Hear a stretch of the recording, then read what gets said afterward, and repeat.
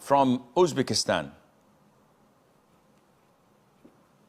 Assalamu alaikum wa rahmatullah. Alaikum salam wa barakatuh.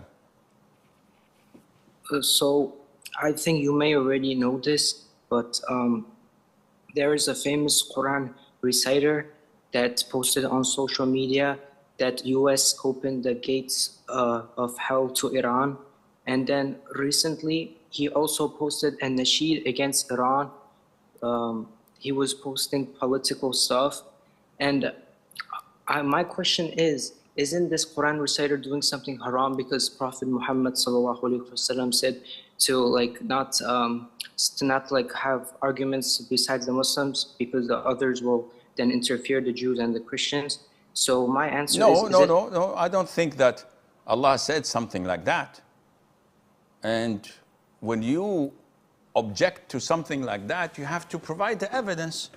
First of all, whoever that reciter is, he's not a student of knowledge. He's not a scholar. So no one should pay attention to what he says because he's not a scholar. You want knowledge? You go to scholars. You don't go to a reciter that is a reciter by day and a nasheed artist by night. Especially if the nasheed has music on it. What kind of Quran are you reciting? Musical instrument is haram. And this is known to ignorant imbeciles on the street who don't even pray in the masjid. They know it's haram. So how dare you do such a thing? The conflict with Iran is something we Muslims did not initiate. And we cannot side by the Jews and the Americans for certain, because they're not Muslims. The Jews are the Israelis, not the Jews. The Israelis are our enemy. They've attacked our brothers and sisters in Palestine, annihilated most of them, committed genocides. They've attacked Lebanon and want to annex half of it if they can. They've attacked Syria, who did not do anything to them, and continue to attack them.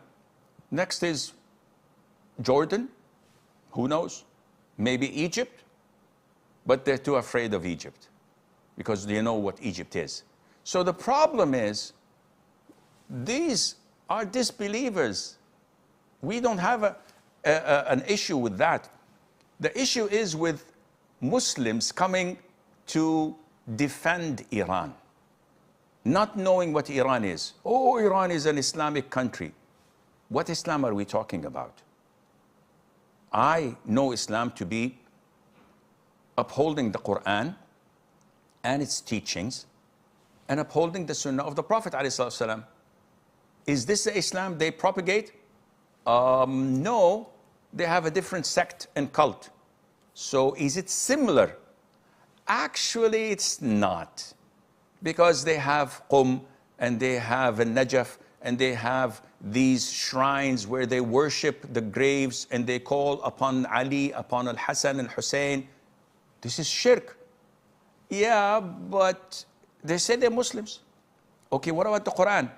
Actually, the Quran itself is not exactly similar to the one you 1.8 billion or 1.9 billion Muslims around the world read. They have a certain Quran, they call it Quran Fatima. Interesting. And they say that none of the one you have is included in it, and it's 70 times bigger. This is blasphemous. Yes, but they say that this is not true. But it is found in Al-Kafi of the Kilini. It is found in their original books that they teach in their schools and universities. So either these books are fabricated and kufr, or they believe in it. What about the Sunnah? Actually, they don't believe in the teachings of the companions because they think that all the companions are disbelievers and apostates, except 4 or 5 of them. But the rest, the hundreds, the rest, they're all kafir. So, with all due respect, what Islam are they following? Do we advocate them being attacked? Definitely not. Because we believe that the population, laymen, normal Muslims who are ignorant, who do not believe in such kufr, that the government, the Maulana, the La'natullah, and the rest, the scholars believe. The people, normal people, don't know what's happening. We feel for them. But with all due respect, when they bombard us in the Gulf, when they bombard Kuwait, Qatar, Bahrain, Emirates, Oman, and Saudi Arabia, for what? We've not laid a hand on you guys. And instead of, subhanallah, my father slaps you on the face, I go shout at my mom. Be a man and shout at my father. Why? I don't know what they're doing. So this confusion of some Muslims saying, oh, we don't want non-Muslims to interfere between the affairs of the Muslims, the Shia and Sunnah, we have our differences, we'll solve that on our own. No, we don't have a dispute that can be solved on our own when they're attacking us, when the Shia themselves of Iran did these atrocities in Syria, and we've seen what they've done with our sisters in Syria, Qasim Soleimani and their, what is this? And you want us to defend or stand with them? No. Let the Zalimeen, the wrongdoers, destroy one another. We could care less. We don't have anything to intervene. It is wrong to stand by them. Just because we hate the US and the Israelis, we say, oh, the enemies of my enemies are my friends and allies. No, it doesn't go like this. And the proof is, look what they've caused us.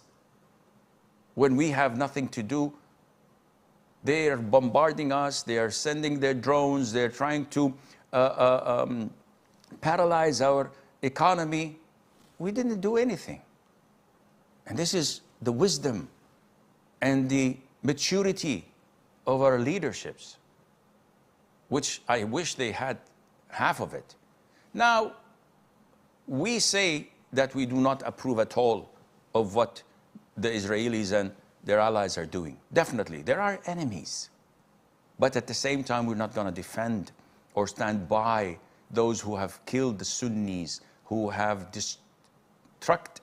they have demolished villages and towns and countries, and they're trying to do anything they can to harm the people of Sunnah, and Allah Azza wa Jalla knows best.